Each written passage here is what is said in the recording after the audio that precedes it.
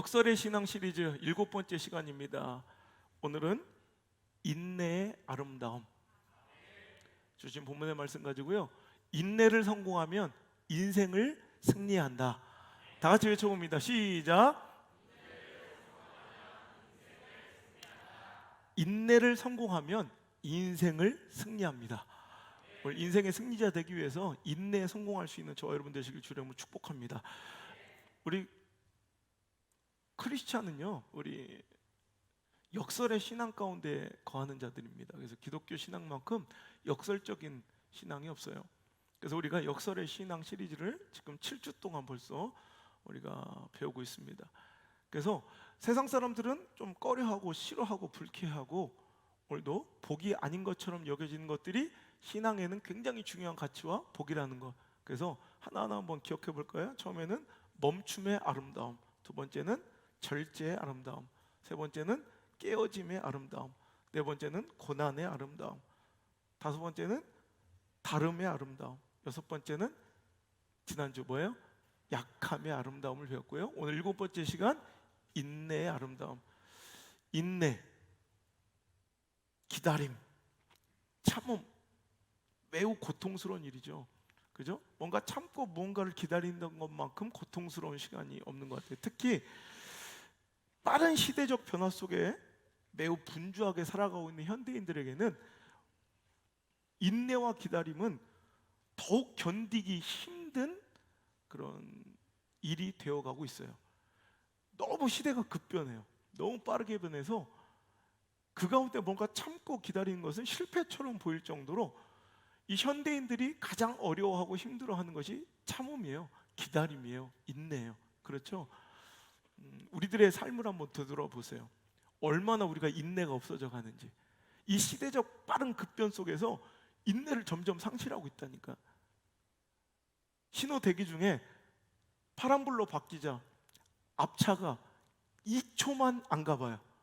솔직히 이러면 똑딱, 이거 별거 아니에요. 똑딱 똑딱 2초만 안 가면 생 난리가 납니다. 특별히 우리 부산에서 오시는 분들 많죠, 성도님들. 부산에서는 이거는 죽음처럼 고통스럽고 불가능에 가까운 일일 수도 있어요. 부산에 신호 대기 중에 파란불에 3초만 안 가면 지난주에 치과에 가느라고 사역자들 휴가고 이제 오랜만에 이제 운전을 해서 가다가 내 앞에 있는 차가 신호가 바뀌었는데 제 느낌이 한 3초도 안 된 것 같아. 난 전쟁 난 줄 알았어. 전쟁. 난리가 났어요. 식당에서 음식이 조금만 늦게 배달되거나 늦게 나오면 우리 참아내질 못하면 또 우리 식당 하시는 분들은 고개를 끄덕거리며 굉장히 또 인정하시는데, 그러니까 오죽하면 외국인들이 우리나라 와서 가장 먼저 배우는 단어가 빨리빨리라고 하죠. 그 정도로 이제는 얼마나 시대가 빨라졌는데 인스턴트 식품조차도 3분 이상 조리 시간을 넘기면 팔리지가 않을 정도로 점점점 조리 시간이 단축되고 있어요. 그래서 지금은 드라이브스루 들어가면서 주문하고 돌아 나오면 바로 음식이 나와야 될 정도로 이렇게 빠른 시대를 우리가 살아가고 있어요. 여러분, 제가 놀라운, 여러분 모르실 거예요.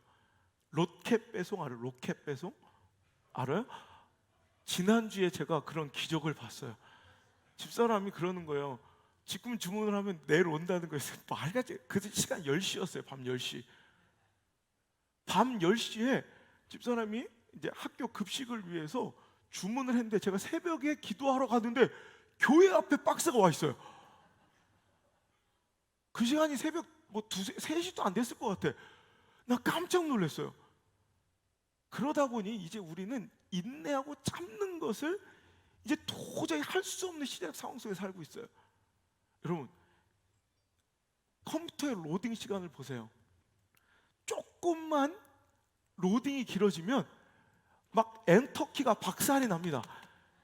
여러분, 시대가 여러분 느려져서 그래요? 아니에요. 옛날에 비하면 엄청난 속도의 인터넷이 우리에게 공급되고 있으나 우리의 참을성과 인내가 결여되자 그 짧은 순간, 여러분 지금 5G 시대, 5G, 2G 시대, 3G를 넘어서 LTE, 그죠? 이제 5G, 나중에는 이제 진짜로 억지 조지 나오겠어요.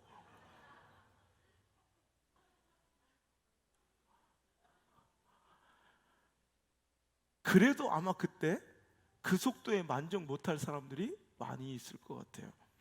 여러분, 인내는 고통스러운 거예요. 그러니 그 인내라는 말 자체도 그래요. 여러분, 참을 인자와 기다릴 내자를 한번 보세요. 인내. 참을인과 이 견딜 내자는, 인내는, 여러분 이 한자어에 이 만들어진 형성도 되게 좀 무섭지 않아요? 이렇게 칼날 인자에 마음 심자. 그러니까 인내는 내 심장 위에 칼이 이렇게 꽂혀 있는. 그리고 견딜 내자는 이 이을 이자에 마디촌자예요. 그러니까 마디촌자는 이 손가락 하나의 폭과 굵기 정도, 길이 정도를 얘기하는 거죠. 그러니까 정말 참기 힘든 아픔의 시간 속에서도 이 작은 조금이라도 이 마디 한 마디라도 조금이라도 1cm라도, 제가 잘하는 표현처럼 1cm라도 기어서라도 전진하고 버티고 견뎌내는 이 keep going의 삶이 바로 인내이며, 그것이 바로 기독교의 신앙의 핵심 가치일 수도 있더라는 거예요.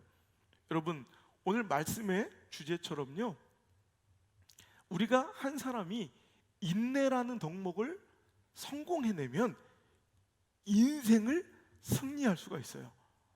여러분, 굉장히 대조적인 두 사람의 인생을 살펴보면 사울 왕과 다윗 왕의 그 극명한 인생의 결말에 비해 그들의 삶의 선택의 이 갈림길은 아주 사소한 것처럼 보였어요. 사울 왕은 처지와 환경 때문에 조금만 더 기다리면 되는데 사무엘 목사님을 기다리지 못한 채 임박한 전쟁, 불리한 상황, 떠나가는 백성들로, 사람들로 인해서 그는 7일째 그 마지막 순간을 기다리지 못하고 자기가 직접 제사를 드리는 이런 불미스러운 인내의 실패로 그의 인생은 점점점 무너져 가더라는 거예요. 하지만 다윗의 인생을 보세요. 다윗은 하나님께서 그에게 주신 그 약속과 꿈이 이루어지려 어떠한 모습의 이런 가능성도 보이지 않을 때 너무 답답한 현실과 상황과 처정과 이거 변명하려면 얼마나 많은 걸 찾을 수 있겠어요. 그런데도 그 처지와 상황 형편을 변명과 핑계거리로 삼지 않고 자기가 스스로 뭔가를 하려 하지 않아요. 사울을 죽일 수 있는, 자기를 이렇게 고통스러운 삶으로 내몰았던 사울을 죽일 수 있는 기회가 2번이나 있었지만 하나님께서 하나님의 때, 하나님의 방법으로 그를 왕으로 세우실 때까지 그는 기다리는 인내에 성공했는 거로 그의 인생은 사울과는 완전히 다른 축복의 인생의 위를 누릴 수가 있었다는 거예요. 여러분, 이거예요. 인내는 이제 더 이상은 도저히 기다릴 수 없는, 정말 더 이상은 도저히 기다릴 수 없는 내 처지와 상황과 형편, 이때는 내가 뭔가를 해야 될 것처럼 느껴지는 그런 삶의 그런 급박함, 처지 형편의 열악함 속에서도 그때 조금이라도 더 인내하며 기다리고 견디고 버티고 더 나아가 1cm라도 기어더라도 전진할 수 있는 삶, 이것이 바로 믿음이요, 이것이 바로 신앙인 줄 믿습니다. 그럼 아브라함의 실수를 보세요. 아브라함은 약속을 받았어요. 하나님께서 분명히 그에게 바다의 모래알 같은, 밤하늘의 무별처럼 수많은 자손들을 주시겠다 약속했지만 그의 상황과 처지와 형편과 가능성은 점점점 열악해지고 몰락해 갔어요. 그는 이제는 더 이상은 자기가 뭔가 하지 않으면 안 될 것 같은 급박한 위기를 느끼고 하나님 약속을, 하나님의 때를 기다리지 못한 채 자기 스스로 뭔가를 인간적인 노력으로 섣부르게 하갈을 통해서 이스마엘을 낳자 그것이 두고두고 자기 인생의 고통이 되었고요, 진짜 하나님께서 그에게 주실 진짜 복, 내 인간적인 인내의 결여로 기다림의 실패를 인해서 얻어낸 가짜 축복, 이거 말고 진짜 하나님께서 나에게 주신 진짜 축복, 그 아들 이삭이 계속해서 그 인간적인 그런 행위와 인간적인 노력, 인간적인 방법의 결과물로 인해 계속 고통받게 되는 거. 자기가 진짜 복을 오히려 진짜 복을 손상시키고 하나님의 진짜 주신 그 은혜를 파괴해가는 그런 어리석은 일을, 어리석은 실수를 범하게 되더라는 거예요. 거기서 그는 교훈 얻었겠죠. 그는 끝까지 참고 기다립니다. 이제는 하나님이 주실 때까지. 여러분, 그거예요. 믿음이 뭐냐 물어본다면 믿음은 하나님의 약속, 그에 비해 너무나도 초라한데 현실. 인내할 수 있는 것은 뭐냐면 아무리 지금 내가 초라하고 내 현실과 상황이 너무 열악하고 정말 구질구질할 정도로 내 삶이 너무 초라할지라도 이거 보지 않고 하나님의 약속, 하나님의 말씀, 그거 바라고 믿으며, 여러분, 하나님의 약속과 내 현실 사이에 엄청난 이 갭, 이 고를, 이 고랑을 메워가는 작업이 바로 믿음이에요. 인내를 통해서 하나님의 약속과 내 처지 현실 사이에 엄청난 갭이 있잖아요. 엄청난 간극이 있잖아요. 하나님 우리에게 주신 축복과 하나님 우리에게 주신 약속은 너무나도 원대하고 거대한데 내 현실은 너무 초라해. 형편없잖아요. 그 엄청난 간극을 메워가는 작업이 바로 믿음 생활이에요. 그 재료가 바로 인내라는 거예요. 여러분, 믿음의 승리자 되시기를 주의 이름으로 축복합니다. 내가 뭔가 해야 될 것 같을 때가 있어요. 이쯤 되면 내가 결단하고 무언가 나서야 할 것 같은 아브라함의 하갈 같은, 이스마엘 같은 그때를 참고 버티며 하나님 주실 때까지 기다리는 거. 오늘 이 믿음의 승리자 되시기를, 인내의 승리자 되시기를 주의 이름으로 축복합니다. 여러분, 한 부흥사 목사님이 옛날에 미국에서 순회하며 설교를 전하시는 목사님이 마을 곳곳을 돌아다니며 이제 순회 설교하는 부흥사 목사님이에요. 오늘 이 교회에서 말씀을 전하고 반드시 오후 3시에 떠나는 저 배를 타야지만 그날 저녁에 그 다음 마을에서 이제 말씀을 전할 수 있는 스케줄이에요. 이 강을 건너지 않고 돌아가는 길은 너무 멀어서 며칠이 걸려요. 그래서 오늘 이 오전 설교를 마치고 오후에 3시에 배를 반드시 이 나루터까지 가서 이 배를 타야 그 다음 말에 저녁 집회를 인도할 수가 있는 거예요. 여러분, 저도 지금 몇천 회 집회를 하고 스케줄을 감당하지만 간혹 이 사고가 나서 빵꾸가 날 때가 한두 번 있었어요. 정말 그것만큼 괴로운 일이 없어요. 목사님은 설교를 마치고 그날따라 굉장히 길어진 예배 때문에, 여러분, 이게 진짜예요. 아무리 상황 촉박해도 내 환경과 처지와 내 스케줄에 예배를, 하나님과의 역사를 맞추는 것이 아니라 하나님 역사를 마음껏 펼칠수록 우리가 기다리고 그 상황에 우리가 맞추는 거예요. 예배가 그날따라 길어졌고요, 은혜는 불같이 쏟아졌어요. 시계를 보니 나루터까지 도착하기엔 너무나도 급한, 이런 급박한 시간이에요. 마을 그 성도들에게 말을 빌려 타고 미치도록 달립니다. 그래서 기도합니다. 하나님, 제발 3시까지 내가 이 선착장에 나루터에 도착할 수 있게 해주세요. 막 정말 마음속으로 뜨겁게 기도하며 말을 달려가는데 저기 멀리 선착장이 보이기 시작합니다. 이제 3시가 거의 다 됐습니다. 근데 막 막 달려갔는데 안타깝게 선착장에 딱 도착해서 뛰어내리듯 말해서 내렸는데 아이고 이미 배가 이미 떠나가서 한 3m쯤 멀어져 있는 거예요. 목사님은 순간적으로 판단해. 내가 저 배를 놓치면 난 하나님 일을 할 수 없어. 오늘 다음 그 마을 그 교회에서 나를 기다리고 있는 성도들에게 말씀을 전해야 할진데 내가 저 배를 놓치면 이제 수많은 성도들이 오늘 예배를 못 드리는 거야. 그는 결단합니다. 하나님 저에게 힘과 용기를 주세요. 저에게 능력을 주세요. 내가 저 배를 꼭 타야 내가 반드시 하나님의 일을 할 수 있고 말씀을 전할 수 있으니 내 다리에 힘을 주시고 능력을 주세요. 그때부터 선착장을 향해 미친 듯이 달려가서 선착장 끝에서 점프를 해서 3m 멀리 떨어진 그 배를 향해 날아올라서 그 배를 잡으려 했지만 안타깝게도 뚝 떨어져 강에 빠져버린 거야. 너무 온통에서 막 허우적거리고 있는 그 목사님을 향해 배에 탄 사람들이 막 뱃머리로 몰려든 거예요. 그러면서 하는 말이 아휴 저 양반은 뭐 이리 승질이 급하대. 조금 있으면 도착할 걸.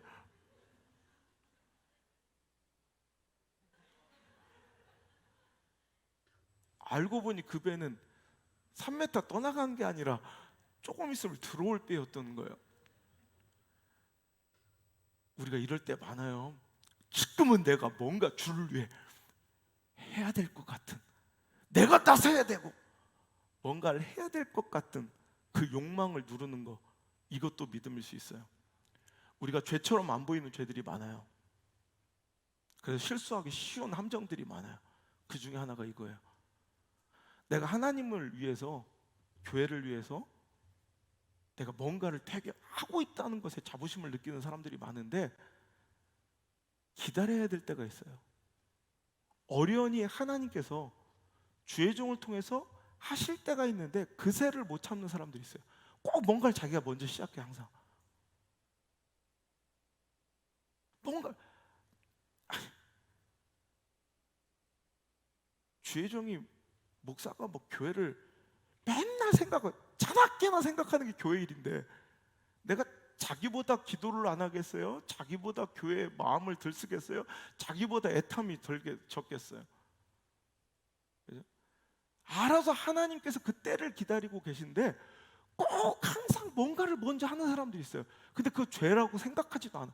그게 자신을 망쳐가고 있는 거예요. 그러면서 자기는 하나님을 했다고 생각해요. 실은 하나님 때 하지 않은 하나님의 일은 그건 마귀의 일일 수도 있어요. 그러니까 전혀 이건 죄처럼 보이지 않는 죄. 그래서 우리가 매일 빠져가는데 내가 왜 빠졌는지도 모르는 죄니까 잘 기억해 두세요.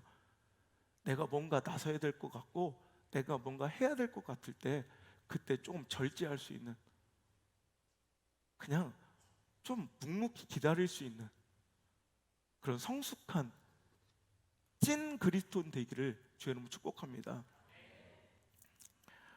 눈에 보이는 상황, 처지, 형편 이것에 속지 마세요. 오늘 나의 초라함이 오늘 내 선택과 우리 교회 결정, 행동에 기준되지 않기를 주의 이름으로 축복합니다. 하나님의 말씀이, 하나님의 약속만이 내 삶의 모든 행동, 결정, 선택의 유일한 기준이 될 수 있기를 주의 이름으로 축복합니다. 아브라함의 실수가 이거예요. 사울의 실수가 뭘 보기 때문에 그래요? 상황, 처지, 형편, 내 초라함, 급박함, 가능성의 희박해짐, 자꾸 이런 걸 보니까 내가 당장 뭔가 나서지 않으면, 내가 당장 뭔가를 하지 않으면 안 될 것 같은 불안함이 생기는 거예요. 여러분, 내 행동, 내 선택, 내 결정, 그 기준이 무엇입니까? 항상 이런 거 아니에요? 관계, 상황, 처지, 형편, 내 꼬라지, 내 초라함. 그러니까 뭔가 움직여야지만 될 것 같고 뭔가 내가 막 결판 내야 될 것 같아. 아니에요. 우리의 행동, 우리의 선택, 우리의 모든 결정의 유일한 기준은 하나님의 말씀, 하나님의 꿈이길 주의 이름으로 축복합니다. 아브라함의 실수를 여러분 반복하지 마시고요. 하나님 주실 때가 있어요. 그때를 기다릴 수 있는 저 여러분 되시길 주의 이름으로 축원합니다.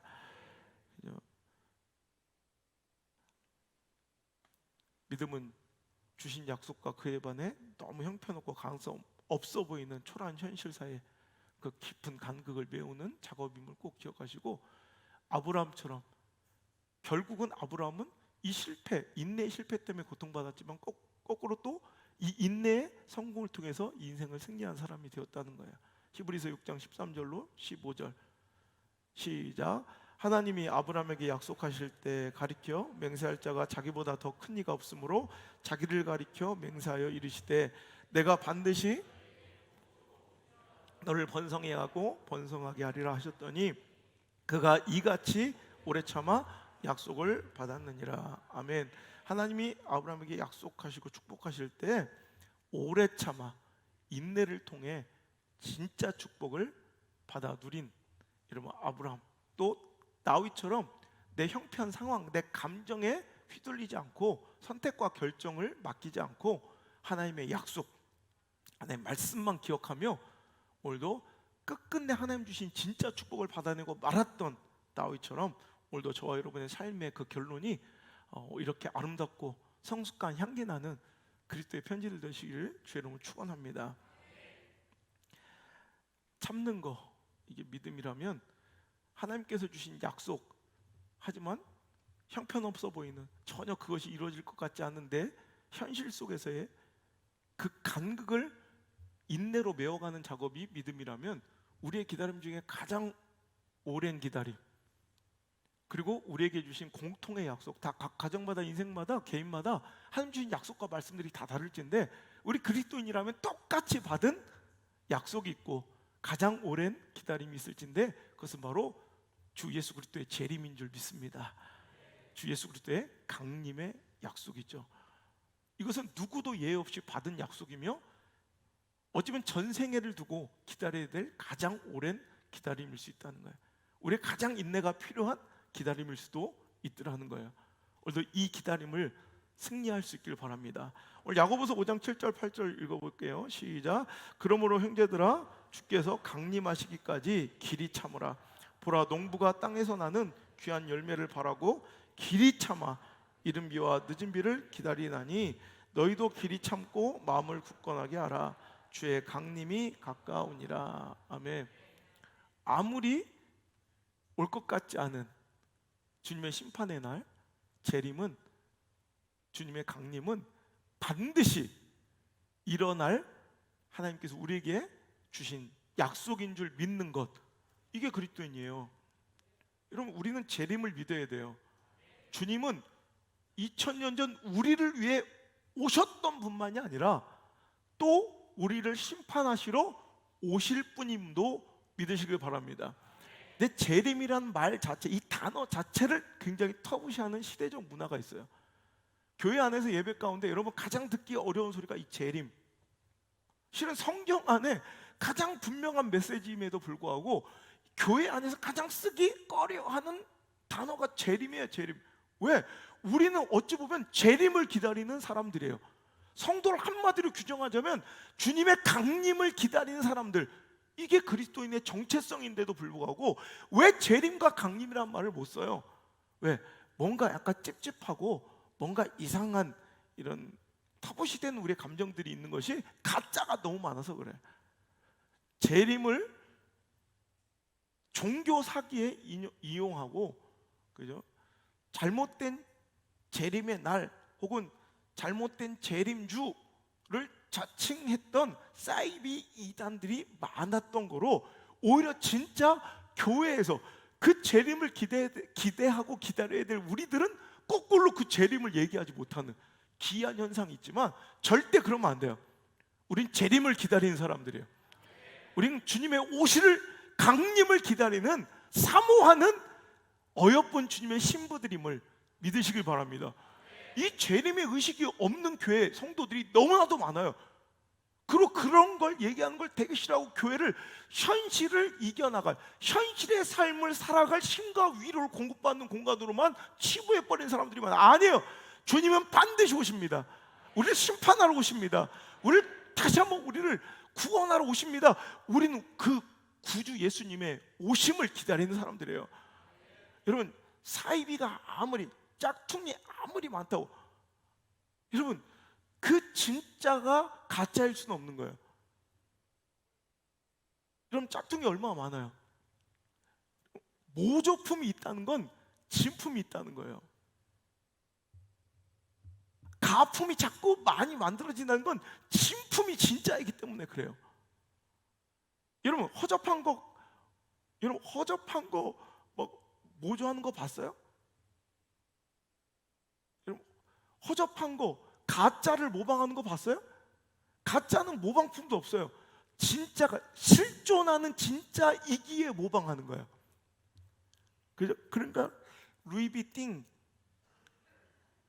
그죠? 약간씩 다른 모조품이 있는 것은 진짜가 반드시 엄연하게 존재할 때만 가능한 거예요. 파스칼이 얘기합니다. 아무리 가짜가 많더라도 가짜가 있다는 것은 아무도 가짜 다이아몬드를 만들진 않는다. 진짜 다이아몬드가 있기 때문에 가짜가 만들어지는 것이다. 여러분, 진짜 재림이 있기 때문에 가짜 재림이 성행하는 거예요. 진짜가 없다면 가짜는 만들어지지 않아요. 가짜가 많은 거로 진짜를 부정하지 말고 가짜가 많음에 진품을 사모하시길 바랍니다.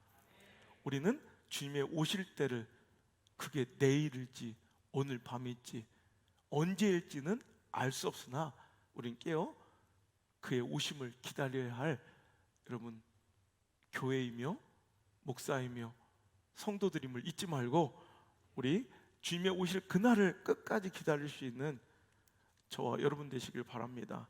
그래서 결국 기독교는 한마디로 인내의 종교이며 믿음의 실체가 바로 인내라는 거예요. 주님의 강림하시기까지 기다리는 거. 성도는 바로 주님의 강림과 주님의 그 추수 때를, 심판날을 참고 기다리는 사람들이라 정의할 수 있는 거예요. 여러분, 마태복음 13장에 보면 알곡과 가라지의 비유가 나와요. 천국이 어떤 것입니까? 예수님께 물어보자 예수님께서 말씀하십니다. 마태복음 13장 24절 이하, 예수께서 그들 앞에 또 비유를 들어 이르시되 천국은 좋은 씨를 제밭에 뿌린 사람과 같으니 사람들이 잘 때 누가 와서, 그 원수가 와서 곡식 가운데 가라지를 덧뿌리고 갔더니 싹이 나고 결실할 때 가라지도 보이거늘 집주인의 종들이 와서 말하되 주여 밭에 좋은 씨를 뿌리지 아니하였나이까? 그런데 가라지가 어디서 생겼나이까? 여러분, 신기한 거예요. 종들이 볼 땐 분명히 최상품의 좋은 씨를 뿌렸는데 추수에 싹이 날 땐 몰랐는데 자라나고 보니까 그 가운데 뭐가 있는 거야? 가라지가 있는 거예요. 알곡 같은 교회가 있고요, 가라지 같은 사이비 이단이 있습니다. 믿습니까? 알곡 같은 성도가 있고요, 진짜 성도가 있고요, 교회 안에도 가라지 같은 가짜가 있습니다. 믿습니까? 목사도 마찬가지예요. 알곡 같은 진짜 목사가 있고요, 아니면 가라지 같은 가짜 목사가 있습니다. 믿습니까? 믿으셔야 하면, 이게 성경 말씀이에요. 불편하지만 믿으셔야 돼요. 그런데 아니 성도는 다 좋아야 되는 거 아니에요? 교회는 다 좋아야 되는 거 아니에요? 목사는 다 좋아야 돼요. 근데 왜 저런 것들이 성행합니까? 알고 보니까 그 답이 있어요. 그건 하나님이 심으신 게 아니에요. 뭐가? 원수들이 와서 뿌려놓은 거예요. 원수들이. 그래서 원수들이 뿌려놓은 마귀, 그 사탄들이 심어놓은 가짜 교회, 가짜 목사, 가짜 성도들이 득실하지만 주인의, 여러분, 그 가라지를 대하는, 처리하는 방법이 탁월해요. 자, 28절부터 다 이어서 읽어볼게요. 시작. 주인이 이르되 원수가 이렇게 하였구나. 종들이 말하되 그러면 우리가 이것을 뽑기를 원하시나이까? 주인이 이르되 가만두라. 가라지를 뽑다가 둘 다 추수 때까지 함께 자라게 두라. 추수 때 내가 추수꾼들에게 말하기를 가라지는 먼저 거두어 불사르게 단으로 묶고 곡식은 모아 내 곡간에 넣으라 하리라. 아멘. 가만히 두는 거예요. 그러니까 가라지와 알곡이 공존하는 것은 실은 가라지인지 알곡인지 몰라서가 아니에요. 그건 주인의 선택이었어요. 그 주인의 선택의 목적이 분명한 것은, 기다림은, 추수 때까지 기다려 주심은 실은 가라지가 혜택을 받는 것처럼 보이죠. 가라지를 위함처럼 보이지만 실은 알곡을 위함이에요. 그죠? 가라지 교회를 뽑다가, 가라지 목사를 뽑다가, 가라지 성도를 뽑다가 알곡이 닫힐까 하여 추수 때까지, 그죠? 추수 때까지로 한정된 이 시간을 기다릴 뿐이에요. 알곡은 고통받죠. 뭐 때문에? 내 옆에 있는 가라지 때문에. 왜? 알곡의 입장에서 가라지는 내가 흡수해야 될 땅의 토지의 영양분과 수분을 빨아먹는, 도적질하는 굉장히 불쾌한 존재예요. 알곡 입장에서는. 그죠? 그런데 기다리면 돼요. 언제까지? 추수 때까지. 그러면 그때 다 곧 완전 익어서 가라지를 뽑고 제거하려다가 하나의 알곡도 다치게 하는 것을 싫어하시는 분이 하나님이세요. 주인님이세요. 추수 때 반드시 알곡은 알곡끼리 단을 묶고 거고요, 가라지는 가라지끼리 단을 묶어 그것은 불사르게 된다. 보세요. 기독교는 인내의 종교예요. 알곡들은 추수 때까지 가라지의 고통으로부터, 억울함으로부터 참고 기다리는 것. 아멘입니까? 예. 오늘 본문의 말씀대로 주께서 강림하시기까지 우리 성도들은 기다리는 자들. 이게 기독교 신앙의 모체죠. 또 마지막 날, 이 마지막 때에 대한 하나님의 예수님의 예언이 마태복음 24장에 나오고, 우리 너무나 잘 아는, 읽을 때마다 딱 요즘 같아서 되게 어떤 분은 되게 기대되기도 하고 어떤 분은 좀 두렵기도 하고, 이런 말씀이 24장 3절 이하에 나와 있는데, 시작. 예수께서 감람산 위에 앉으셨을 때 제자들이 조용히 와서 이르되 어느 때 이런 일이 있겠사오며 또의 주의 임하심과 세상 끝에는 무슨 징조가 있어? 보세요. 주님이 강림하실 때가 분명히 있다고 2000년 전부터 약속하신 거예요. 그러니까 주님의 그 강림, 임하실 때 어떤 징조가 있겠습니까? 했더니 자, 이런 모습이 있으면 이제 강림이 가까우신 거예요. 자, 4절부터 시작. 예수께서 대답하여 이르시되 너희가 사람의 미혹을 받지 않도록 주의하라. 많은 사람이 내 이름으로 와서 이르되 난리 소문을 듣겠으나 너희는 삼가 두려워 말라. 이런 일이 있어야 하되 아직 끝은 아니니라. 민족이 민족을, 나라가 나라를 대적하여 일어나겠고 곳곳에 기근과 지진이 있으리니 이 모든 것이 재난의 시작이니라. 그때 사람들이 너희를 환난에 넘겨주겠으며 너희를 죽이리니 너희가 내 이름 때문에 모든 민족에게 미움을 받으리라. 그때 많은 사람이 실족하게 되어 서로 잡아주고 서로 미워하겠으며 거짓 선지자가 많이 일어나 많은 사람을 미혹하겠으며 불법이 성함으로 많은 사랑이 식어지리라. 그러나 결론 이거예요. 결론은 끝까지 견디는 자는 구원을 얻으리라. 보세요. 기독교는 이거예요. 끝까지 견디는 거예요. 그냥 버티는 거예요. 이게 믿음이라니까. 믿음 뭐예요? 에무나. 그 뜻이 뭐라고요? 버티다, 견디다. 에무나라는 히브리어가 믿음, 견디다, 버티다라는 뜻과 함께 믿음으로 쓰여요. 이게 믿음이에요. 믿음의 정체는 별거 아니에요. 끝까지 견디는 거예요. 추수 때까지 견디는 거예요. 주님의 강림하실 때까지 견디는 거예요. 할렐루야.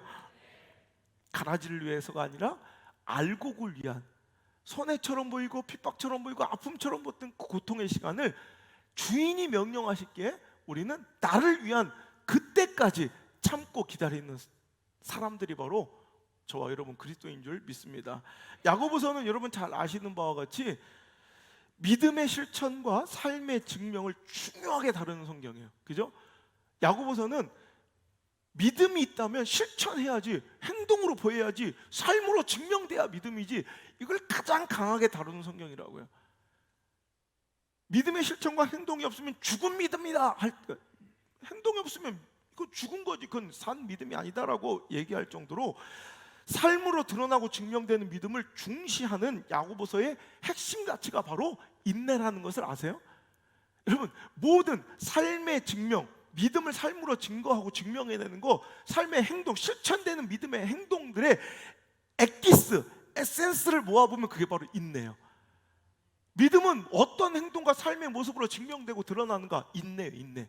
그 야고보서는 행동과 믿음을 실천을 그렇게 강조하는 야고보서는 인내로 시작해서 인내로 끝나는 성경이에요. 자, 야고보서 오늘 정말 행운으로 럭키하게 잘 찾으셨다면 앞으로 넘겨보세요. 1장. 자, 야고보서 우리 1장 한번 볼게요. 1장 2절부터 한번 읽어볼까요? 자, 시작. 내 형제들아, 너희가 여러 가지 시험을 당하거든 온전히 기쁘게 여기라. 이는 너희 믿음의 시련이 인내를 만들어내는 줄 너희가 알미라.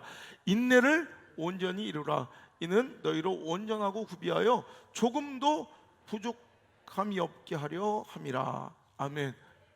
이렇게 시작되는 말씀이 바로 야고보서예요. 그리고 오늘 본문 5장, 이 인내로 끝이 나는 말씀이 야고보서예요. 그러니까 믿음은 실천되고 행동되어 삶으로 증명돼야 그게 진짜 믿음이라고 강력하게 외치는 선포의 말씀의 핵심이 인내라는 거예요. 그래서 인생 가운데, 그리고 우리 신앙생활과 믿음생활 가운데 찾아온 시험과 고난과 시련마저도 무엇을 만들 수 있다면, 인내를 만들 수 있는 도구와 기회가 될 수 있다면 그것마저도 뭐라고? 기쁘게 여기라고 말할 정도로. 여러분, 고통, 고난, 시험, 그 시련이 우리에게 찾아와도 그것 때문에 인내가 만들어진다니까. 그러니 그 시험과 시련의 시간마저도 기쁘게 여기라고 말할 정도로 인내는 우리가 정말 중요하게 획득해야 될 가장 소중한 그리스도의 핵심과 짐을 믿으시길 바랍니다. 여러분,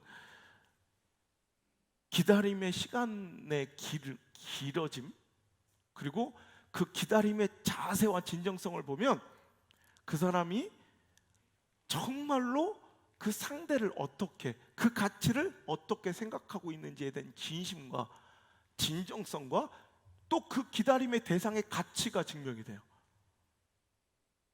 오래 기다릴수록, 여러분, 오래 기다릴수록 그 가치는 높은 거죠. 어떤 사람은 정말 사랑하는 한 연인을 만나기, 얼마 전에 탑스에도 나왔죠. 지금 90이 다 되신 분이 결혼하신 분이 있어요. 진짜 그 사랑을 기다린 거예요. 일평생 동안. 그럼 그 얼마나 그 상대를 소중하게 생각하는지를, 그 가치가 증명되는 거예요. 우리 사랑해봤잖아요. 한두 번쯤은. 응답하라 1988에서 정봉이 아시죠? 정봉이. 나 그 장면 보면 너무, 진짜 막 사랑을 너무 순수하게 그리기도 했고, 또 간혹가다 우리 성주가 보이기도 해서 정봉이가 막 데이트하러 가는 그 모습 기억나요? 막 옷 막 갈아입고 막 이거 가는데 서로 다른 2층하고 3층, 한 사람은 커피숍에서 한 사람은 경양식집에서 이렇게, 또 나만 쓰레기죠. 맨날 텔레비 보고 앉았고 목사는 한가하게 자기들은 열심히 고분부터하며 이 땅을 살아가는데, 근데 끝까지 문 닫을 때까지 서로 기다리며 결국 문 닫고 불 꺼주고 그 바깥에서 만난 적, 난 그 보면서 참 예쁘다라는 생각을 했어요. 사랑의 진정성은 기다림이에요. 기다림. 참지 못하고 기다리지 못하는 것, 인내하지 못하는 것은 그 사랑의 가치가 싸구려 취급받는 거예요. 기다림을 보면, 그 기다림의 시간을 보면 그 사람의 진정성이 드러나요. 그러니까 믿음의 사람이라면 우린 반드시 우리의 기다림의 시간을 통해 하나님께 진정성을 믿음으로 보여드려야 돼요. 믿습니까? 예. 여러분, 우리나라에서 자동차를 가장 많이 판 분이 누군지 아세요? 기아자동차의 박광주 씨라는 분이에요. 기아자동차의 박광주 씨는 현재까지 무려 자동차를 12,700대를 팔아서, 그가 처음으로 이 자동차 판매업을 시작한 2003년도부터 지금까지 17년 동안 자동차 판매량을 한 번도 빼앗기지 않았어요. 여러분, 이렇게 얘기하면 잘 모르세요. 자동차 판매로서 세계 기네스북에 올라와 있는 분이 미국 분인데 13,001대예요. 곧 깨져요. 우리나라에서 그 기록을 깰 수 있는 분, 곧 깨져요 이제. 어마어마해서 이분은 부장이에요. 영업 부장. 근데 기아자동차의 대표 이사의 연봉보다 이분이 한 5천만 원이 더 많아요. 10억 7천만 원 연봉이. 그 대표 이사가 10억 2천만 원인데 이 정도로 돼요. 근데 이분 얘기를 꺼낸 것은 그분의 첫 계약이 어떤 건 줄 알아요? 그분이 자동차 판매업을 시작해야겠다 명함파고 처음으로 계약자를 만나 계약한 것이 서울에서 계약자와 저녁에 만나기로 한 거예요. 그래서 오늘 차를 이렇게 계약하자. 그래서 그 집 앞에 갔는데 배를 넣어도 답이 없고 아무리 기다려도 오지 않아서 그 기다린 거예요. 한두 시간 기다릴 수 있잖아요. 근데 새벽까지, 새벽 4시인가까지 그냥 기다린 거예요. 근데 그때 이제 그때서야 그 새벽에 저녁에 만나기로 했던 그 계약자가 고객이 들어오는 거예요. 깜짝 아니 여기서 지금 그때부터 계속 기다리고 있었냐고. 그렇다고 알고 보니까 그래서 오다 초장에 교통사고를 당하신 거야. 경황이 없어서 막 그 수습하고 병원에 있다가 그 새벽에 돌아왔는데 그때까지 그 자리에서 문 앞에서 꼼짝없이 기다리고 있던 그 박광주 씨의 그 간절함에 탐복해서 그 자리에서 그 마루에 앉아서 바로 계약서를 써주는 게 첫 계약으로 시작해서 입지적인 전대미문의 사람이 될 수 있었다는 거예요. 그 간절함을 보고 그 간절함을 무엇으로, 성실함을 무엇으로 판단한 거예요? 바로 기다림의 시간. 오늘도 우리가 여러분 기다림의 시간 혹독하고 고통스러워 보일지라도 그 기다림의 시간으로 우리의 믿음이 하나님께 증명되고 우리의 진정성이 하늘나라에 도달할 줄 믿습니다. 우리 정말 꼭 잘 기다려서 주님의 강림, 주님의 잘했다 충성된 종아 그 칭찬 받는 그날까지 우리가 꼭 함께 참고 견디는 자들 되시기를 주님으로 축복합니다. 다른 교회 같으면 설교가 이렇게 끝나는 거예요. 인내합시다. 우리 예배가 줄어서 미치겠어요. 첫 번째 이제 시작해요. 어떻게 인내해야 될까? 불평과 원망하지 말아야 됩니다. 지금 마음속으로 어쩐지 오늘 조금 일찍 끝난다 했다 하는 분들 회개하십시오. 이제 시작입니다. 불평과 원망하지 말아야 돼요. 그럼 본문의 말씀 읽어볼게요. 자, 다시 한번 처음부터 읽어볼까요? 시작. 그러므로 형제들아 주께서 강림이기까지 길이 참으라. 보라 농부가 땅에서 나는 귀한 열매를 바라고 길이 참아 이른 비와 늦은 비를 기다리나니 너희도 길이 참고 마음을 굳건하게 하라. 주의 강림이 가까우니라. 그리고 나서 바로 9절에 뭐라고 해요? 형제들아 서로 원망하지 말라. 그리하여야 심판을 면하리라. 보라 심판주가 문 밖에 서 계시니라. 아멘. 인내하려면 불평과 원망을 거두셔야 합니다. 불평하지 않아야 돼요. 원망하지 않아야 돼요. 여러분 요셉의 인내를 보세요. 17살짜리가 하나님께 꿈을 받았어요. 엄청난 존귀한 인생이 되겠다는 것은 분명한데 언제 이루어질 거냐는 말이에요. 올해 현실은 더 열악해지고 참혹해지고요. 더 초라해지기 시작했어요. 더 처참해지기 시작해요. 배신당하고 채색옷은 찢기고 구덩이에 빠지고 노비로 끌려가고 여러분 종살이를 하다가 누명을 써서 감옥에 갇히는 정말 처절하고 처참한 인생 속에 성경을 내가 싹 뒤져봐도 그의 인생 어느 한 자락에도 불평과 원망의 단어가 한마디도 없어요. 괴로웠겠죠. 그 인내의 고통이 여러분 너무너무 컸겠죠. 하지만 그가 불평하지 않고 원망하지 않은 거로 결국 13년 뒤 그 꿈은 30살에 애굽의 총리가 됨으로 이루어지고 성취되었는 줄 기억하시길 바랍니다. 우리 인생도 마찬가지예요. 하나님 주신 꿈과 내 현실은 너무 차이가 커요. 너무 초라해서 이 꿈이 뻥처럼 느껴질 때가 있다니까. 그때도 불평하면 안 돼. 원망하지 말고 끝까지 참으면 더 좋은 것, 아니 내가 꿈도 꾸지 못할, 생각하지도 상상하지도 못할 진짜 축복을 주신다니까. 그 마지막 고비에서 숨이 꼴깍꼴깍 넘어갈 때 불평 원망하다 깨진다니까. 우리 앞에 휘영이가 있는데 교회를 난생 처음 다닌 친구예요. 아무도 믿지 않아. 근데 신앙생활을 처음 시작할 때 저 경산에서 내려왔다고 계속. 그러다가 어느 날 이렇게 해서는 신앙생활을 제대로 할 수 없다고 판단한 이제 휘영이는 직장을 과감하게 그만뒀어요. 다른 직장을 알아보고 그만두는 게 아니라 교회를 위해서 바로 옆에 집을 얻고 그냥 직장을 그만두고 그때부터 새 직장을 찾았어요. 저도 기도해주고 지금까지 한 번도 실패가 없었던 성실한 친구라 한 번도 뭐 낙방이 없었던 뭐 지혜로운 청년이라서 금방 될 줄 알았어요. 근데 한 달, 두 달, 세 달, 네 달, 다섯 달, 여섯 달 이렇게 길어질 줄 저도 우리 효영이도 몰랐어요. 마지막엔 막 내가 마음이 미안해지고 보기가 너무 딱한 거야. 마지막에 저 고급 인력이 연구소에서 일하는 저 친구가 편의점에서 일을 하고 있는 거야. 옛날엔 그렇게 오라는 데가 많고 스카우트제가 많았는데 어찌 그렇게 그때부터 꼬이기 시작하는지 진짜 이 인생에 물 먹은 것처럼 이 고급 인력, 이 엘리트가 연구실 시험대가 아닌 편의점 그 판매대에서 계산하고 있는데 내가 너무 안쓰러워서 한번 위로를 갔어요. 그게 한 6개월 지났을 때일 거예요. 쉽네.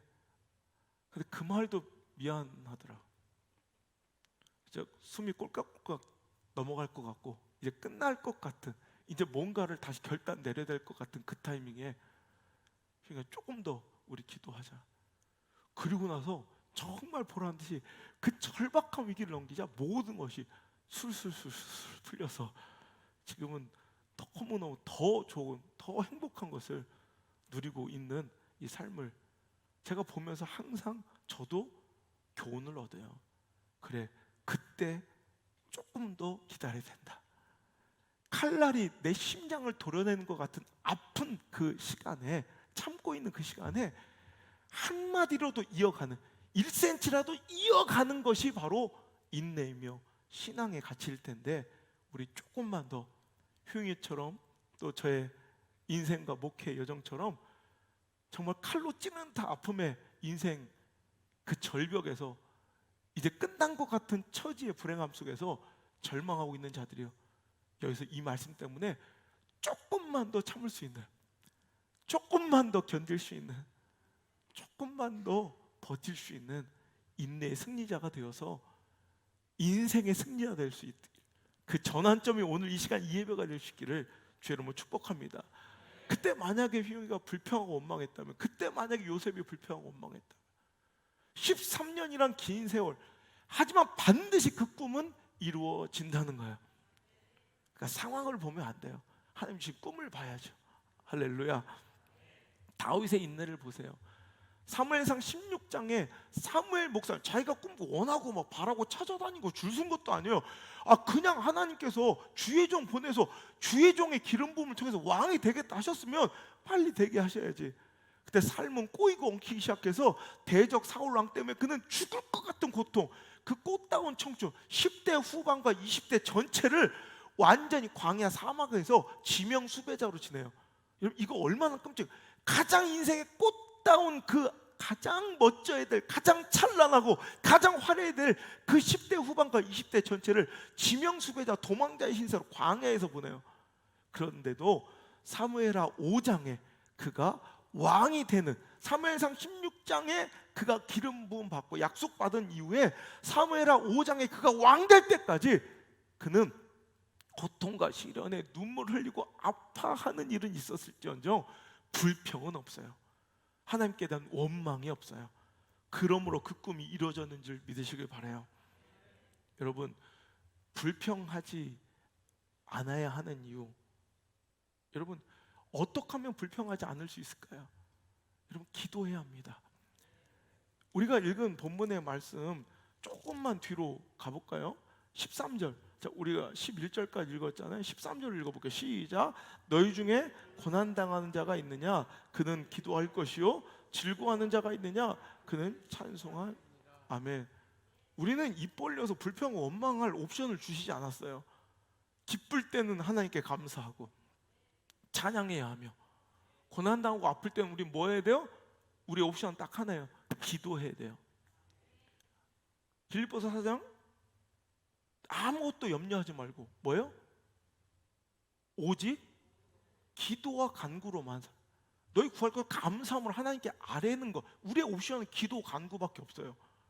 고난 중에, 염려 중에, 슬픔 중에, 절망 중에, 막힘 중에 우리는 야고보서 5장 13절도 고난 당할 때 기도해야지. 기도는 인간의 육신의 입술을 닫는 거예요. 여러분, 기도하면 불평이 나오지 않아요. 우리가 기도하지 않을 때 불평과 원망이 가득 차 있지만 기도해 보세요. 여러분, 교회 나와서 기도하는데 이 더러운 세상, 이 썩을 놈의 세상 이래요? 기도할 때는 절대로 불평이 없어요. 내가 죽을 것 같아가지고 왔어도 사랑하는 주 하나님 감사합니다 이렇게 시작하잖아요. 기도해야 돼요. 빌립보서 4장 6절처럼 아무것도 염려하지 말고 다만 오직 기도와 간구, 옵션을 다른 걸 주셨으면 우리가 할 수 있는 선택권이 있겠지만 하나님은 옵션 주시지 않았다니까 오로지 기도예요. 오로지 기도. 심심할까 봐 간구. 똑같은 것이 뭐. 기도할래요? 간구할래요? 아무거나 해요. 이거예요. 우리 입술은 불평과 원망에 머무를 장소가 아니라, 불평과 원망의 쓰레기통이 아니라 기도와 간구의 거룩한 처소임을 믿으시는 분만 아멘. 그러니까 우리는 불평하고 원망하지 않아야 돼요.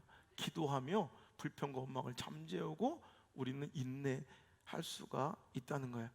야고보서 아까 1장 또 다시 넘어갈까요? 1장 아까 인내 얘기 막 했잖아요. 인내를 온전히 이루라. 4절. 이는 너희로 온전하고 구비하여 조금 더 부족함이 없게 하려 함이라. 이렇게 하더니 바로 5절에 뭐예요? 시작. 너희 중에 누구든지 지혜가 부족하거든 모든 사람에게 후히 주시고 꾸짖지 아니하시는 하나님께 구하라. 그리하면 주시리라. 오직 믿음으로 구하고 조금 더 의심하지 말라. 의심하는 자는 마치 바람에 밀려 오동하는 바닷물결 같으니 이런 사람 무엇이든 주께 얻기를 생각하지 말라. 두 마음을 품어 모든 일에 정함이 없는 자로다. 아멘. 믿음이 있고 기도해야 된다는 거예요. 그 시간 불평하고 원망하는 건 믿음이 흔들려 두 마음이 생겼다는 증거라는 거예요. 이런 사람은 암만 뭘 해도 아무것도 하면 안 해줘. 그 꿈을 내가 스스로 산산조각 낸 거예요. 흔들리지 말고 계속 믿음으로 기도하고 구하면 후히 주십니다. 내 상상 이상으로 주십니다. 불평과 원망으로 그 주신 그 복을 깨트리는 어리석은 자들 되지 않기를 주의 이름으로 축복합니다. 두 번째로, 불평하지 않으려면 여러분 하나님이 주신 약속과 꿈만 바라봐야 합니다. 그래야 불평 안 할 수 있어요. 이해가 되세요? 큰 그림이? 인내 어떻게 해야 된다고? 불평과 원망을 하지 말아야 되는데, 불평 원망 안 하려면 첫 번째 기도해야 되고, 두 번째 하나님 꿈만 바라봐야 돼. 뭐 보지 말고, 상황 보지 말고, 처지 보지 말고, 가능성 보지 말고, 관계, 사람 보지 말고, 내 초라함 보지 말고, 문제의 크고 완악함, 여러분 그 문제의 심각함 보지 말고 그냥 하나님 말씀, 하나님 주신 약속, 하나님 나에게 주신 꿈 바라보면 불평할 게 없죠. 히브리서 11장 1절에 그래서 믿음은 바라는 것들의 실상에 보이지 않는 것들의 증거라 이렇게 기억해요. 여러분 보세요. 믿음은 보이지 않지만 그것을 바라고 끝까지 그것만 바라보는 거예요. 여러분 보이는 건 뭐예요? 현실이지. 보이는 건 뭐예요? 상황이지. 그래서 보이는 것 보면 뭐예요? 보이는 상황에 무너질지라도 그러잖아요. 보이는 건 뭐다? 상황이에요. 보이는 건 뭐예요? 현실이에요. 보이는 건 뭐예요? 내 처지예요. 보이는 건 뭐예요? 여러분 그걸 봐요. 내 초라함이에요. 내 꼬라지예요. 그거 보면 뭐예요? 오늘 아침도 뭐 하고 있어요? 실망을 하셨죠. 낙심하셨죠. 그러니까 우리는 보이지 않는 것을 바라봐야 돼요. 그게 믿음이에요. 여러분 88 올림픽 기억나세요? 그때 엄청난 이슈를 만들어냈던, 세계의 주목을 받았던 많은 금메달 중에 야구 금메달이 있었어요. 우리 기억하시는 분들 있으실 거예요. 그때 미국이 금메달을 땄어요. 보세요. 당시 1988년 서울올림픽은 야구가 정식 종목도 아니었어요. 그리고 미국, 원래 야구 잘하는 미국 금메달 게 뭐 이슈가 될 게 있어요. 그 미국의 금메달 때문에 이슈가 된 게 아니라 그 미국 대표 팀의 에이스 투수 한 사람 때문에 그 금메달이 엄청난 이슈가 됐던 적이 있어요. 그때 미국을 승리로 이끌며 금메달을 목에 걸게 했던 미국 팀의 에이스가 바로 짐 에버트라는 선수예요. 짐 에버트는 별명이 있는데 조막손 투수라고 불려요. 그는 날 때부터 1967년 미시간주에서 태어날 때부터 오른손이 그냥 문드러져 있는 채로, 손가락이 없어요. 그냥 손이 이렇게 뭉그러진 상태로 태어난 장애인이었어요. 그래, 가만 생각해 봅시다. 자, 분명히 그분은, 여러분, 분명히 왼손 투수였겠죠. 오른손이 없으니까 당연히 왼손 투수였죠. 그러면 여러분 어떻게 수비를 할 수 있겠어요? 왼손 투수는 글러브를 어디다 껴야 돼요? 당연히 왼손잡이는 어디다 껴야 돼? 글러브를 오른손에 껴야 되죠. 왼손으로 던지고 오른손으로 수비를 하죠. 그는 수비할 수가 없어요. 그는 특수 글러브를 끼지 않고, 그 영상을 한번 보시면 손이 이렇게 없어요. 짧아서 이렇게 뭉그러진 그 오른손에 글러브를 이렇게 걸쳐요. 글러브를 원래 손가락을 딱 넣어서 껴야 되는데 글러브를 걸쳐요. 그리고 나서 왼손으로 투구한 다음에 얼른 이 글러브를 왼손으로 바꿔요. 여러분 1초 안에 이루어지는 작업이에요. 던지자마자 0.3초 안에 딱 치고 날라오는 그거를 던지자마자 딱 바꿔서 수비를 할 정도로 그는 이걸 연습을 한 거야. 그의 약점을 간파한 상대팀 타자들은요 계속 그의 앞에 기습번트를 대요. 왜냐면 가장 약한 거죠. 왼손으로 던지고 번트를 대버리면 글러브를 바꿔 껴서 수비를 하고 던져야 돼. 그런, 계속해서 아주 악랄할 정도로 평생 동안 그를 번트로 괴롭혔어요. 근데 그는 얼마나 빨랐던지 그의 모든 그런 시도들을 무의로 돌려버리고, 그는 메이저리그에 입성해서도 그냥 겨우 메이저리그 로스터에 오를 정도로 그냥 평범한 선수가 아니라 입지전적의 위대한 인물이 되었어요. 그래서 여러분 야구 좋아하시는 분들 알 거예요. 뉴욕 양키스에 그가 선수 시절에, 그 1993년도일 거예요. 클리블랜드와의 경기에서 그 명문 구단 뉴욕 양키스에도 그때까지 7명밖에 없는 노이트 노런을 만들어낸 전설적인 투수로서 그의 일생의 기록이 통산 87승, 메이저리그에서 108패, 방어율 4.25에 888개의 삼진을 기록하며 99년 6월 21일 날 은퇴해요. 봐봐요, 하나님 우리 교인들은 안 놀랄 거라고 그랬잖아요. 자꾸 이런 말씀을 왜 전화를 하십니까? 내가 볼 때 저분들은 소망이 없습니다. 하나님과 저와의 얘기예요. 신경 쓰지 마세요. 분명히 내가 안 될 거라고 그랬거든요, 하나님께. 근데 계속 전화를 하시는 거예요. 그 뜻이 있겠죠. 그 에버트는요 선수 시절에 이런 명 인터뷰를 남겼어요. 나는 경기장에서 한 번도 내 팔을 보지 않았습니다. 나는 그저 내 꿈만을 바라봤습니다. 한 번도. 사람들은 항상 손가락 없는 내 오른팔에 주목했지만 난 한 번도 경기장에서 내 팔을 보지 않았고 항상 나는 나의 꿈만 바라봤습니다. 여러분, 자꾸 보이는 상황만 바라보니 처참하죠. 보이는 현실만 자꾸 바라보니, 내 약함과 단점만 바라보니, 멈춤과 고난만 바라보니, 깨어짐만 바라보니 답답하죠. 그때 하나님 주신 약속 바라봐야 돼요. 하나님 주신 꿈을 바라봐야 돼요. 그러면 불평과 원망이 없어지고 그 인내가 수월해질 줄 믿습니다. 출애굽 1세대 이스라엘 민족들이 결국 하나님 약속해 주신 그 축복의 땅 가나안을 밟지 못했던 이유는 우리가 잘 아는 것처럼 그들의 불평과 원망 때문이었지, 그들이 두려웠던 대적과 배고픔이 아니었다는 거예요. 오늘도 우리 삶 속에서 자꾸 출애굽 1세대들의 실패와 망함의 징조와 징후가 보이는 자들이 있어요.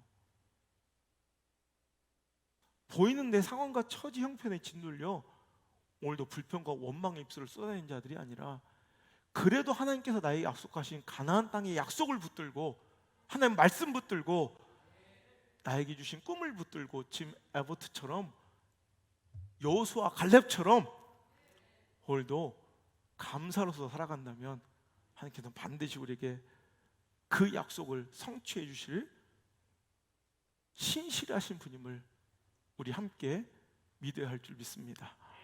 두 번째, 인내는 성실하게 기다려야 합니다. 불평과 원망으로 기다려서 안 되고, 두 번째, 성실하게 기다려야 돼요. 많은 사람이 착각해요. 나는 인내가 굉장히 많은 사람이래. 어떤 사람? 나는 딱 때를 기다리며 이렇게 있는 거라고 하면 방구석에서 뒹굴뒹굴 놀고 있는 자들이 되게 많아요. 무의도식을 인내라 착각한, 뭔가 아무것도 하지 않는 게으름을 인내라 착각한 사람들, 여러분 실제로 굉장히 많아요. 하나님께서 원하시는 인내는요, 그런 무의도식이나 그런 뭔가 이 게으름뱅이 같은 그런 의식이 아니라는 거예요. 하나님께서 나에게 주어진 처지와 상황 속에서 최선을 다해 현실 속에서 내가 할 수 있는 모든 가능성을 열어가며 열심히 사는 거, 성실로 내 약속과 현실 사이 갭을 메워가야지. 여러분, 그냥 기다리면, 그냥 가만히 있으면 여러분 절대로 하나님의 약속이 뚝 떨어지지 않는다는 거죠. 성실해야 돼요. 특히 기독교인들은 정말 성실해야 돼요.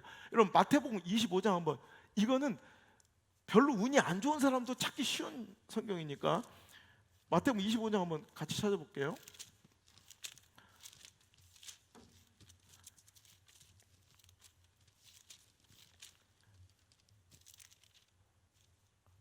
아직도 못 찾았다면 이건 되게 운이 안 좋은 사람이 당신들은.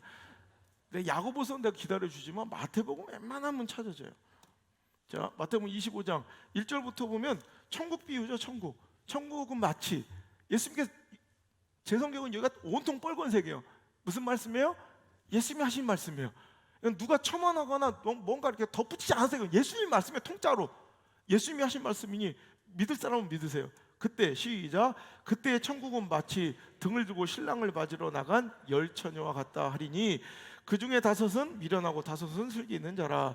미련한 자들은 등을 가지되 기름을 가지지 아니하고, 슬기 있는 자들은 그릇에 기름을 담아 등과 함께 가져갔더니 신랑이 더디 오므로 잘세. 밤중에 소리가 나되 보라, 신랑이 이로다 맞으러 나오라 하매, 이에 그 처녀들이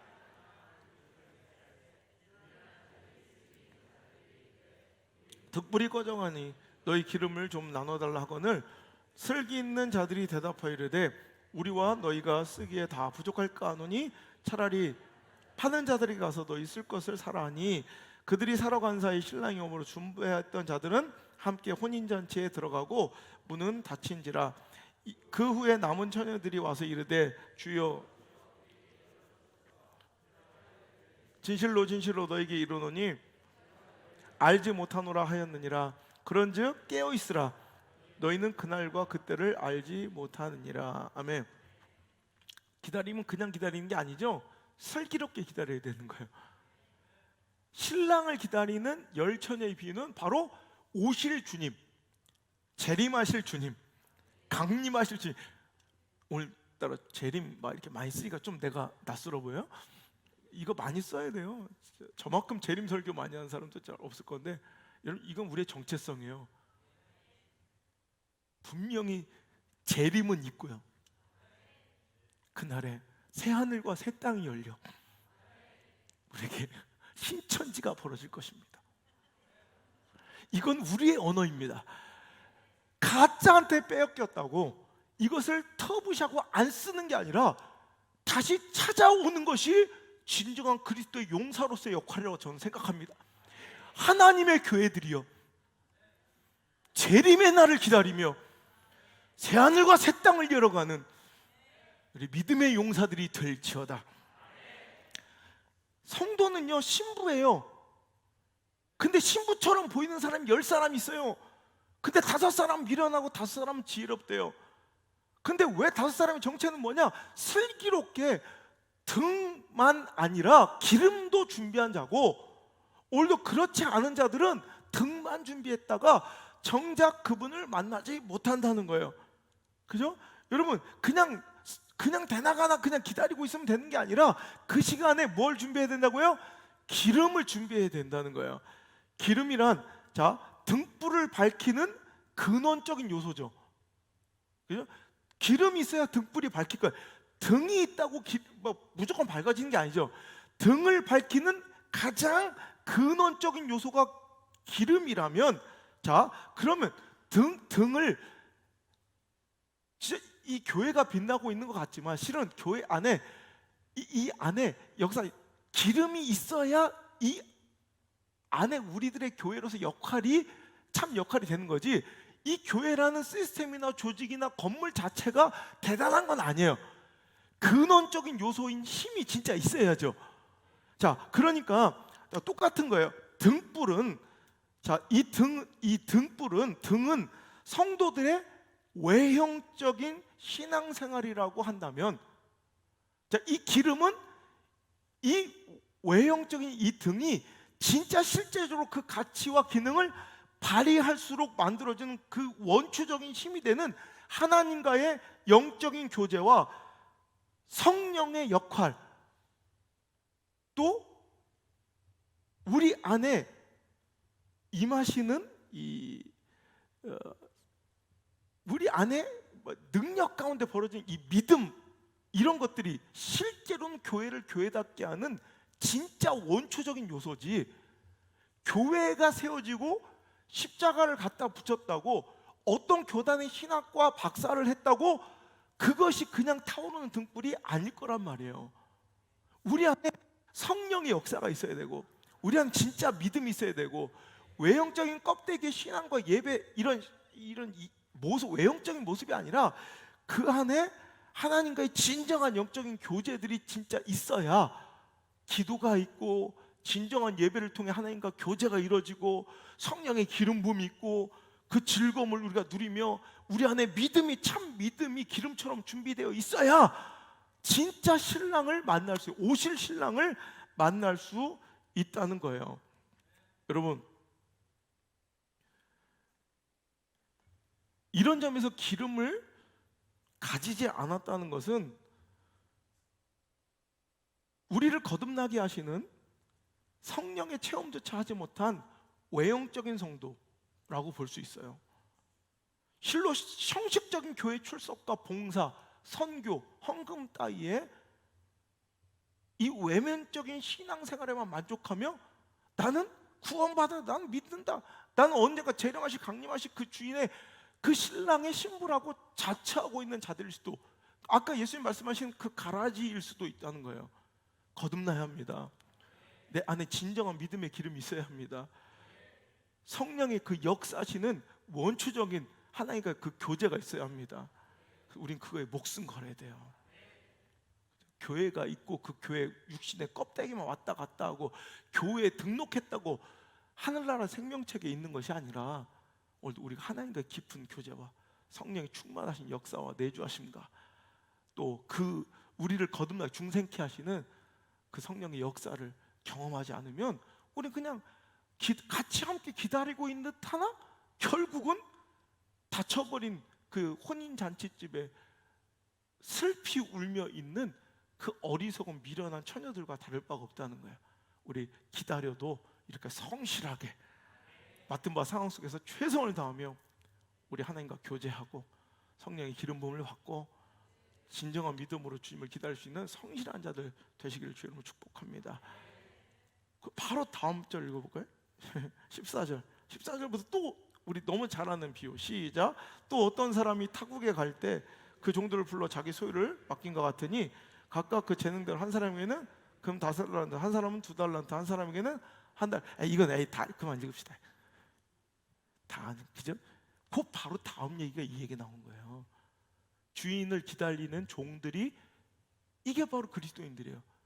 저마다 각자의 능력과 재능대로 5달란트도 주시고 2달란트도 주시고 1달란트 줬는데 거기서 슬피 울며 쫓겨나 일을 가는 자는 어떤 자예요? 맡은 바 1달란트 2달란트 액수가 중요한 게 아니라 그 맡은 바 달란트를 어떻게 해놓고 땅에 묻어놓고 아무것도 하지 않는 불성실한 그런 종을 하나님께서는 주인은 뭐라고 하신다고요? 이 악하고 게으른 종아, 기다리면 가만히 무의도식하며 누워있고 아무것도 안 하는 게 아니라 성실함으로 그 공간을 채워가는 거예요. 아멘. 그렇게 사셔야 돼요. 불평과 원망 접어버리고 성실함으로 오늘도 하나님 나에게 임하실 이루실 꿈과 오실 주님을 참으로 잘 기다리는 믿음의 승리자가 돼요. 또 이 인내에 성공하여 인생을 승리하는 승리자가 돼요. 하나님의 큰 칭찬, 착하고 충성된 종아, 이 칭찬을 받는 우리 교회와 모든 성도들, 미디어 성전 가족들 되시길 주의 이름으로 축원합니다. 마지막으로 보니까 우리 본문의 말씀 다시 한번 돌아가서 보면, 자 10절 말씀 이어갈게요. 시작. 형제들아, 주의 이름으로 말하는 선지자들을 고난과 오래 참음의 본으로 삼으라. 보라, 인내하는 자를 우리가 복되다 하나니 너희가 욥의 인내를 들었고 주께서 주신 결말을 보았거니와 주는 가장 자비하시고 긍휼히 여기시는 이시니라. 아멘. 여러분, 불평하지 않아야 돼요. 그러려면 불평과 원망의 시간에 뭐 해야 돼요? 기도해야 돼요.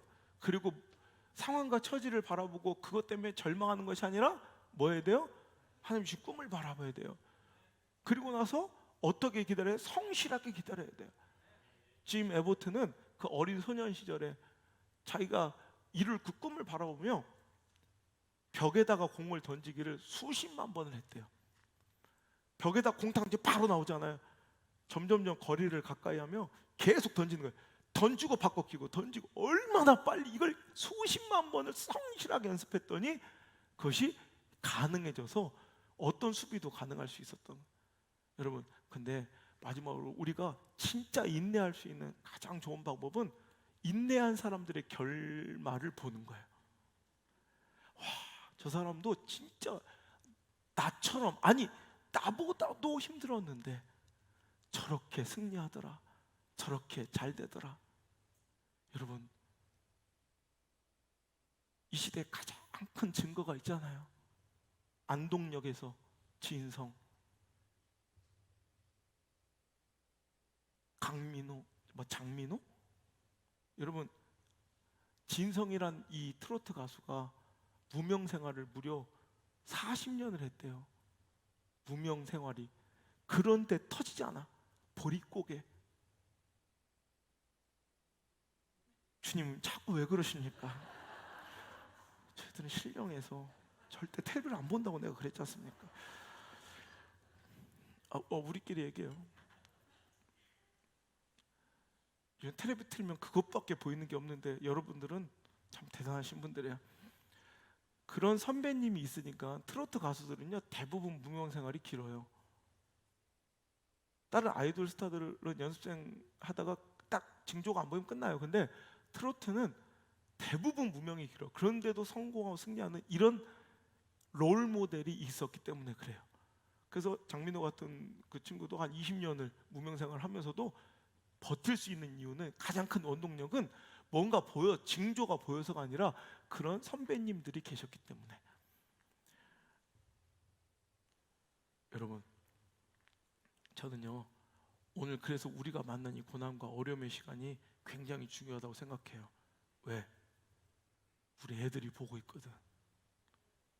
우리는 믿음의 선배님들의 그 숱한 고난과 어려움을 이겨내는 그 믿음의 본도 보았고, 그리고 그런 분들에게 주신 하나님의 최후 승리와 최종의 하나님의 역사의 결말을 우리가 보았는 거로, 우리가 이 믿음의 시간을, 이 어려운 시험과 연단의 시간을 견딜 수 있을 뿐더러 우리는 더 나아가 우리 다음 세대들의 인내의 롤모델이 우리가 되어줘야 돼요.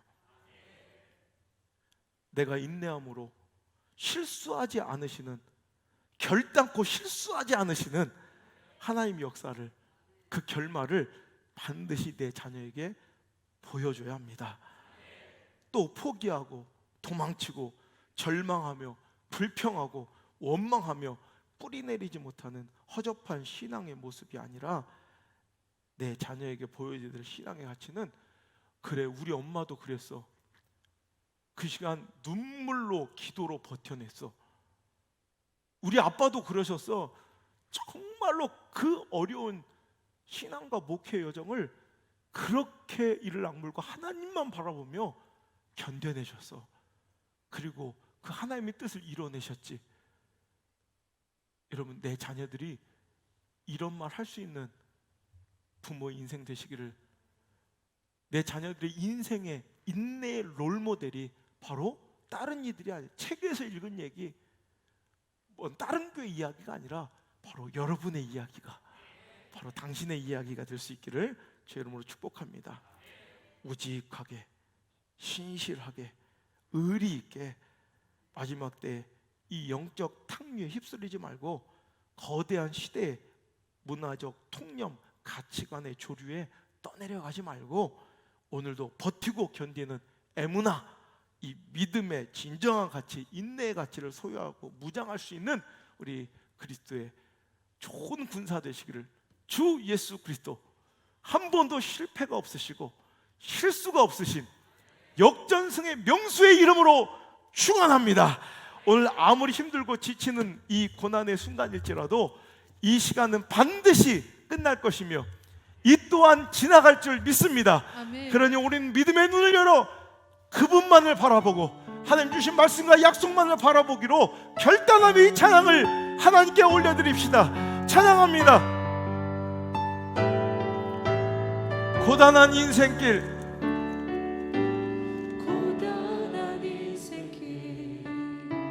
힘겨운 오늘도 예수 내 마음 아시네.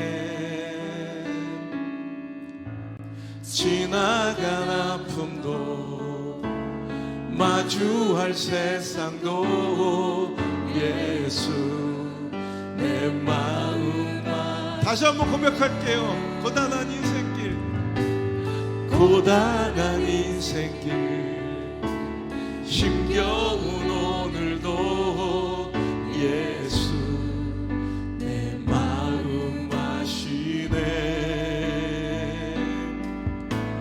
지나간 아픔도 마주할 세상도 예수 내 마음 아시네.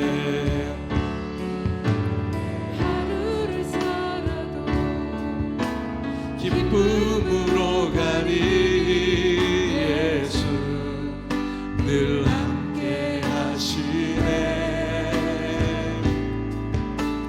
후회도 염려도 온전히 맡기리 예수 늘 함께 하시네. 그러니 우리 모두 다 믿음의 눈 들어 주를 보리. 이 또한 지나가리라. 주어진 내 삶의 시간 속에 주의 뜻 알게 믿음의 눈 들어, 믿음의 눈 들어 주를 보리 이 또한 지나가리라. 주어진 내 삶의 시간 속에 주의 뜻 알게. 상황과 처지가 아닌 믿음의 눈 들어 오직 주를 보라 이 또한 지나가리라. 믿으시길 바랍니다. 주어진 내 삶의 시간 속에 주의 뜻 알게. 고단한 인생길, 고단한 인생길, 힘겨운 오늘도 예수 내 마음 아시네. 지나간 아픔도 마주할 세상도 예수 내 마음 아시네. 하루를 살아도 기쁨으로 가리. 예수 늘 함께 하시네. 구해도 염려도 온전히 맡기리. 예수 늘 함께 하시리. 믿음의 눈 들어 주를 보리 이 또한 지나가리라. 주어진 내 삶의 시간 속에 주의 뜻 알게 하. 믿음의 눈 들어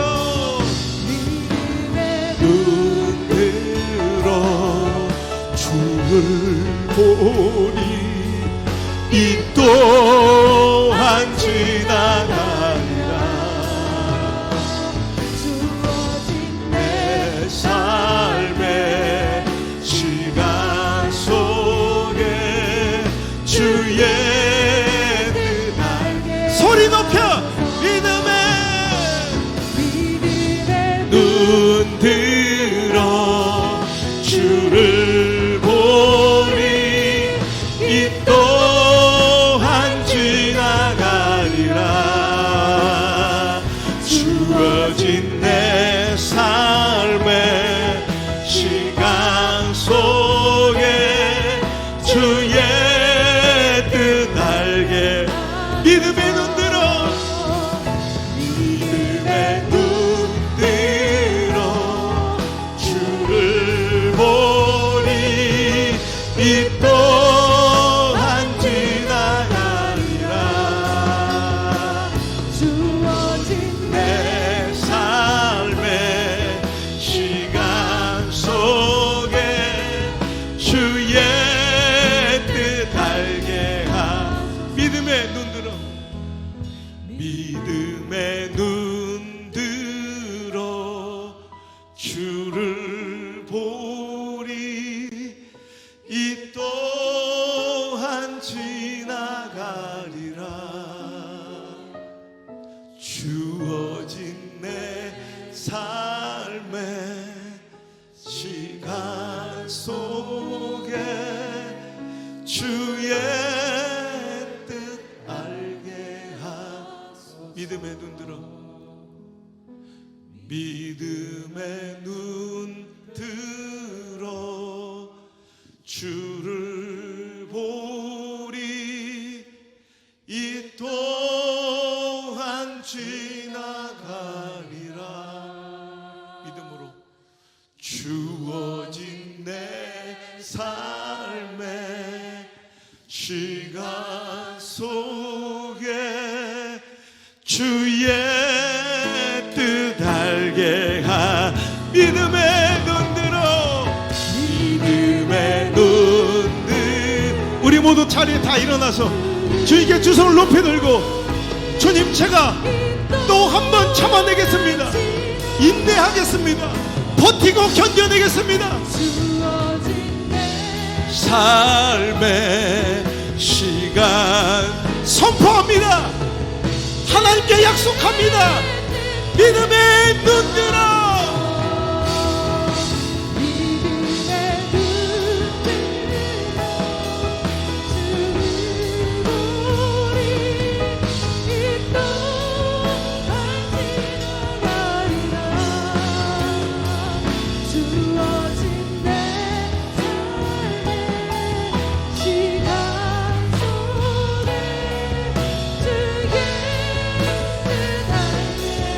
믿음의 눈 들어. 마지막으로 믿음의 눈 들어 주를 보리. 이 또한 지나가리라. 주어진 내 삶의 시간 속에 주의 뜻 알게 하. 믿음의 눈 들어. 믿음의 눈 들어 주를 보리. 이 또한 지나가리라. 주어진 내 삶의 시간 속에 주의 뜻 알게 하소서.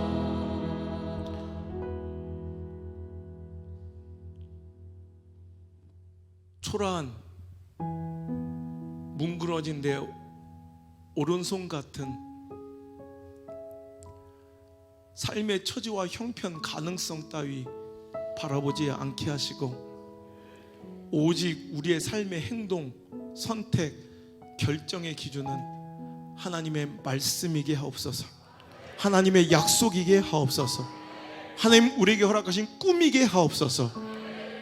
우리를 이끄는 유일한 힘이 되게 하옵소서. 우리는 하나님의 약속을 기다리는 사람들, 오실 주님의 강림을 기다리는 자임을 알았습니다. 믿음은 인내입니다. 기다림의 간절함과 그 시간으로 우리의 믿음의 진정성을 하나님께 내어 보여드리며 증명할 수 있는 진짜 그리스도인들 되게 하시며, 내 자녀들에게 믿음의 본이 되어 믿음의 귀한 해피엔딩의 최후 승리의 결말을 내 자녀들에게 물려주는 멋진 인내의 롤모델이 되게 하여 주옵소서. 이제 내가 뭔가를 해야 되겠다, 정말 내가 뭔가를 끝장내고 결판져야 되겠다 생각했던 자들, 이 시간 그 마음이 차분해지게 하시고, 오늘도 하나님의 뜻대로 다시 한번 순응하며 순전하게 성실하게 기도하며 그 꿈 바라보며 기다릴 수 있는 믿음의 용기와 담대함이 이 시간 이 말씀과 기도를 통하여 공급되게 하옵소서. 이제는 인내의 롤모델 되신 예수 그리스도의 은혜와 우리에게 최후 승리 약속하신 우리 아버지 하나님의 사랑과 그 길을 도우시며 우리 인생의 모든 삶의 원초적 힘이 되시는 성령 하나님의 역사하심이 인내하기로 선택한, 버티고 견디기로 결단한 믿음의 사람들 머리 위에, 저들의 인생 위에, 삶 가운데 영원토록 함께 계실지어다. 아멘.